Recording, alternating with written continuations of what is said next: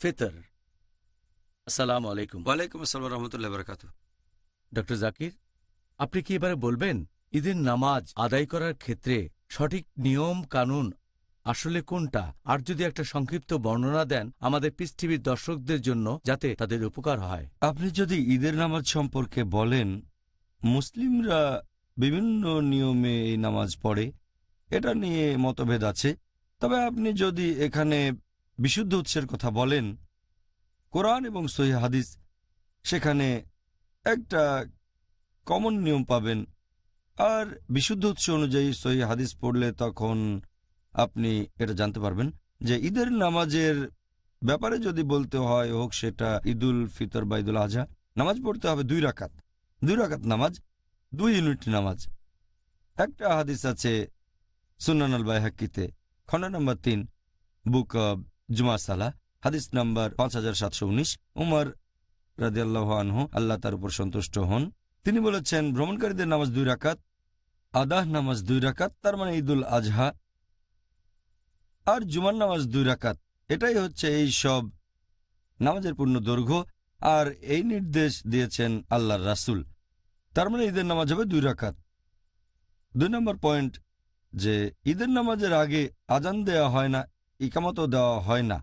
এই হাদিসটা আছে সহিহ মুসলিমে, খণ্ড নম্বর 2, বুক অব সালা, হাদিস নাম্বার 1929। জাবের ইবনে সামুরা বলেছেন যে তিনি নামাজ আদায় করেছেন আল্লাহ সুবহানাহু ওয়া তাআলার রাসূলের সাথে, 2টো ঈদেই একবার বা 2বারের বেশি পড়েছেন, সেখানে কোনো আজান বা ইকামত নেই। তার মানে ঈদের নামাজের সময় আজান দেওয়া হয় না, ইকামতও দেওয়া হয় না। এটা সাধারণ জামাতে নামাজ থেকে আলাদা। 3 নম্বর পয়েন্ট, যে ঈদের নামাজের আগে কোনো নামাজ পড়তে হবে না, অথবা তার পরেও পড়তে হবে না।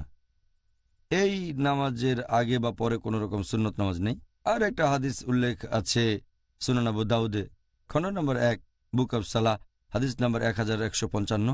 এখানে ইবনে আব্বাস রাদিয়াল্লাহু আনহু, তিনি বলেছেন যে নবী বাইরে বের হয়ে আসলেন ঈদের নামাজ পড়ার জন্য। ঈদুল ফিতরের দিনে নামাজ পড়লেন 2 রাকাত, এর আগে বা পরে কোনো নামাজ পড়লেন না। তার মানে ঈদের নামাজের আগে পরে কোনো নামাজ নেই। এছাড়া 4 নম্বর পয়েন্ট, যখন কেউ ঈদের নামাজ পড়ছে তখন সে বলবে তাকবীর আল ইহরাম, মানে আল্লাহু আকবার, তারপর কিছু দোয়া পড়বেন। এরপর আমাদের দিতে হবে 7টা তাকবীর প্রথম রাকাতে, আর দ্বিতীয় রাকাতে দিতে হবে 5টা তাকবীর।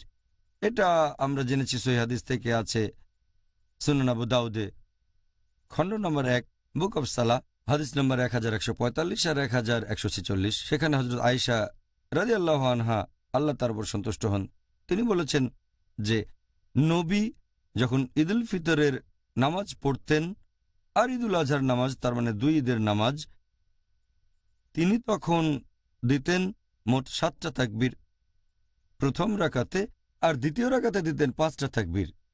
এটাই হচ্ছে ঈদের নামাজ আদায় করার সঠিক নিয়ম। এরপরে ইমাম সাহেব তখন বলবেন, আউযুবিল্লাহি মিনাশ শাইতানির রাজিম, বিসমিল্লাহির রহমানির রহিম, আমি শয়তান থেকে রক্ষার জন্য আল্লাহর আশ্রয় চাচ্ছি এবং দয়াময় পরম দয়ালু আল্লাহর নামে শুরু করছি। তারপর তিনি পড়বেন সূরা ফাতিহা, আর সূরা ফাতিহার পরে নামাজের প্রথম রাকাতে পড়তে পারেন সূরা কাফ অধ্যায় 50।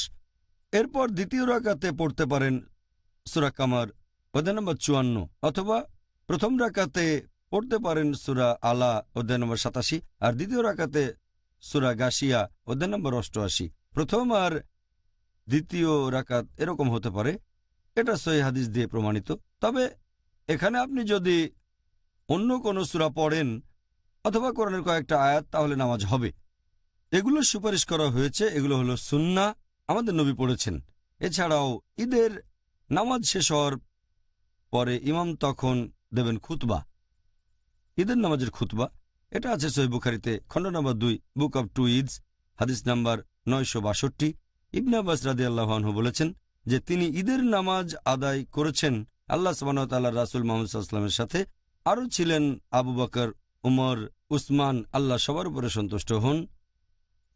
আর তাদের সবাই ঈদের নামাজ আগে পড়েছেন, তারপর খুতবা দেওয়া হয়েছে। এনারা প্রত্যেকেই খুতবা দিয়েছেন ঈদের নামাজ আদায় করার পরে। আরও একটা হাদিস আছে সুন্নান আবু দাউদে, খণ্ড নম্বর 1, বুক অব সালা, হাদিস নম্বর 1151। নবী মোহাম্মদ সাল্লাল্লাহু আলাইহি সাল্লাম ঈদের নামাজের শেষে আর খুতবা শুরু করার আগে ঈদের নামাজে তিনি বলেছেন, তোমরা যারা এই খুতবা শুনতে চাও তারা ইচ্ছে করলে বসে শুনতে পারো, আর যদি তোমরা যেতে চাও তাহলে চলে যেতে পারো। এটা খুব গুরুত্বপূর্ণ পয়েন্ট। বেশিরভাগ সময় আপনারা দেখবেন ঈদের নামাজে খুতবার সময় বেশিরভাগ ইমাম বলেন আপনারা উঠবেন না, এটা ঠিক না। তারা লোকজনকে চলে যেতে বাধা দেন, এতে গুনাহ হবে, আর এরকম অনেক কথাই বলেন। এ সময় ওঠা তো হারাম।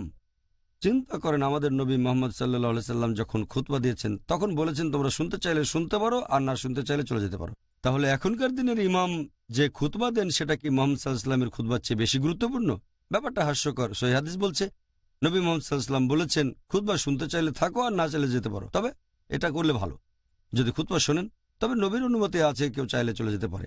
আরও একটা হাদিস আছে সুনান আবু দাউদে, খণ্ড নম্বর 1, বুক অব সালা, হাদিস নম্বর 1068। নবী বলেছেন যে আজ আমরা একসাথে দুটো ঈদ পেয়েছি, মানে ঈদ উল ফিতর আর জুমাকে বলা হয় সাপ্তাহিক ঈদ। তোমাদের মধ্যে যারা জুমার নামাজ পড়তে চাও না তাদের পড়া লাগবে না, কারণ ঈদের নামাজ জামাতে পড়লে সেটাই যথেষ্ট। তবে আমরা জুমার নামাজ আদায় করব। তাহলে চিন্তা করেন, জামাতে ঈদের নামাজ পড়ার গুরুত্ব এতটাই যে সেদিন যদি শুক্রবার হয় ঈদের নামাজই যথেষ্ট। জুমার নামাজ না পড়লেও হবে, তবে পড়লে ভালো, আলহামদুলিল্লাহ। তবে জুমার নামাজ না পড়লে তখন জোহরের নামাজ পড়াটা হচ্ছে বাধ্যতামূলক।